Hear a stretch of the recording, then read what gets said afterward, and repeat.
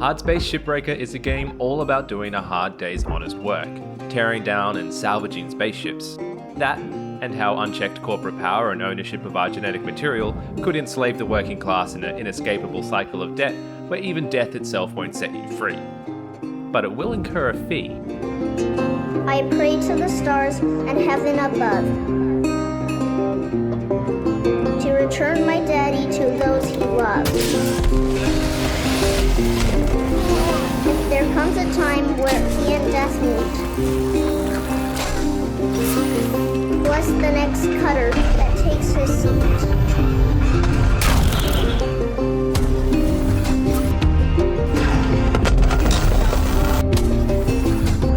Come on now, cutter. Eye on the prize.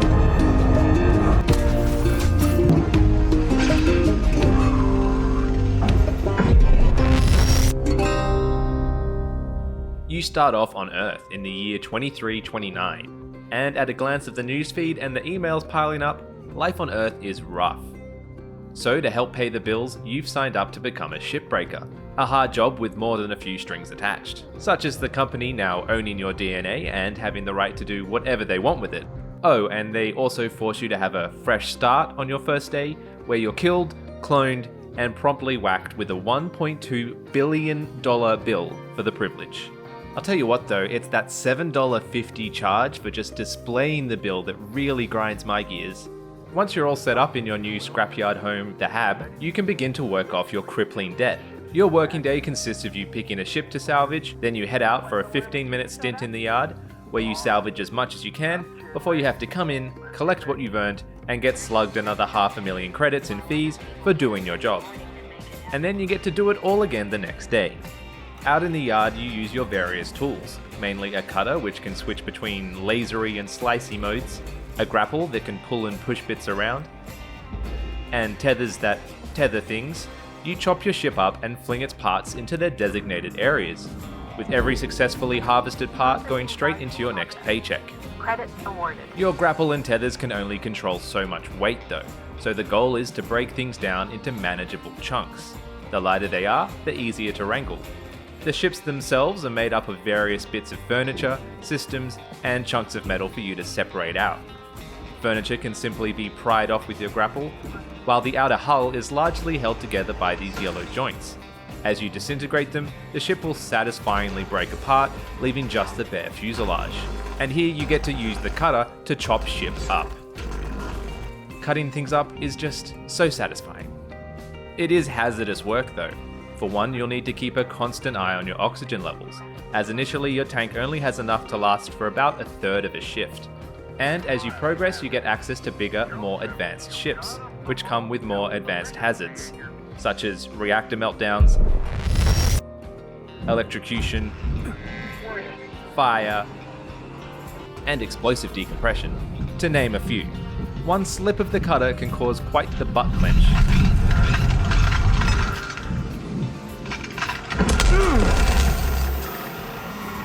As you break your ship down, you'll hit various salvage milestones. These award you bonuses like XP that let you level up and access more advanced upgrades for your equipment, as well as the points needed to buy those upgrades. It's a great upgrade system to work through, with each one offering very meaningful and useful bonuses that make your life a lot easier. While it's lonely work, you're not alone out here, as you've constantly got the friendly voices of fellow cutters and your manager in your ear. Anyone want to race me? They help keep you company and move the story along, which, outside of a handful of cutscenes and animations, is told entirely over radio chatter and emails. While the story delivers an anti-corporation, pro-union message with all the subtlety of a wrecking ball, it works well thanks to its dark sense of humour, alongside a likeable and well-voiced cast of characters. We barely have a say in our futures. I admire your fire, kid, but this is too much.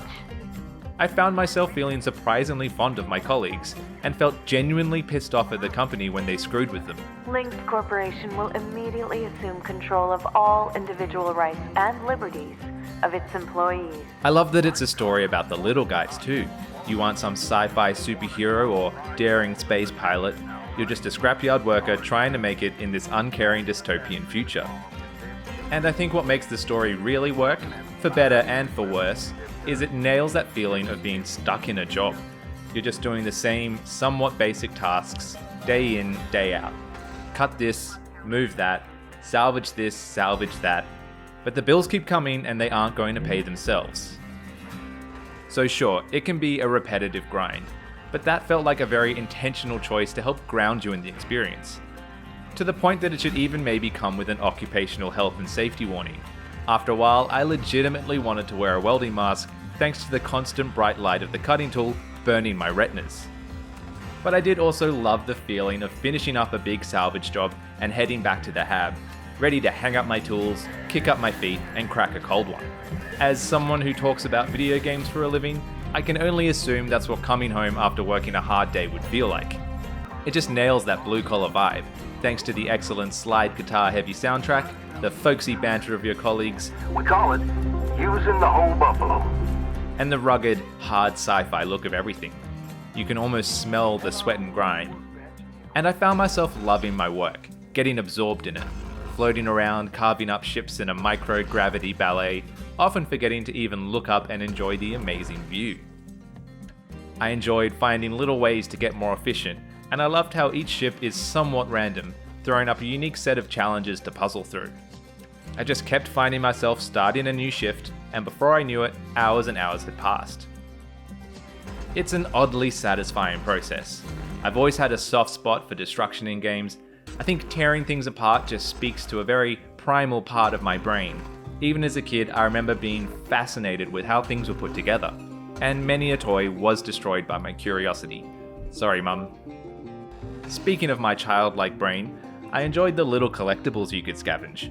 You'll find audio logs which help flesh out the great world building, posters you can decorate your hab with, and even get your own spaceship you can rebuild in your spare time by collecting specific parts. I also loved that completing certain tasks will reward you with stickers you can put on your gear. And if you get enough of one kind of sticker, you can upgrade them into holographic stickers, which triggers some deeply rooted childlike obsession in me. Ooh, shiny stickers. But it also tickled the more adult side of my brain that learned a long time ago how satisfying it can be to clean your room. Clearing up a mess until there's nothing left really gives you that feeling of doing a job well done.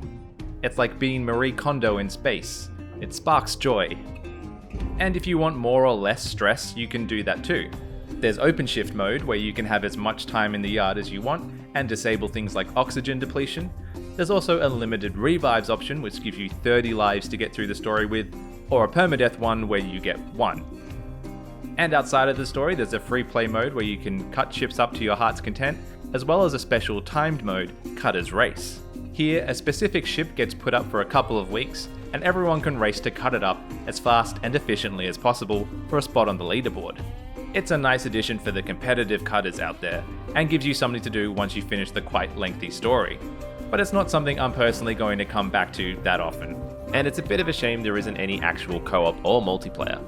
I think it's a certain kind of person that will enjoy this kind of slightly grindy, repetitive experience, and that kind of person is me. No other game will let you experience the unique and satisfying thrill of being enslaved to a mega corporation working a lethal blue-collar job harvesting spaceships. So for that, play.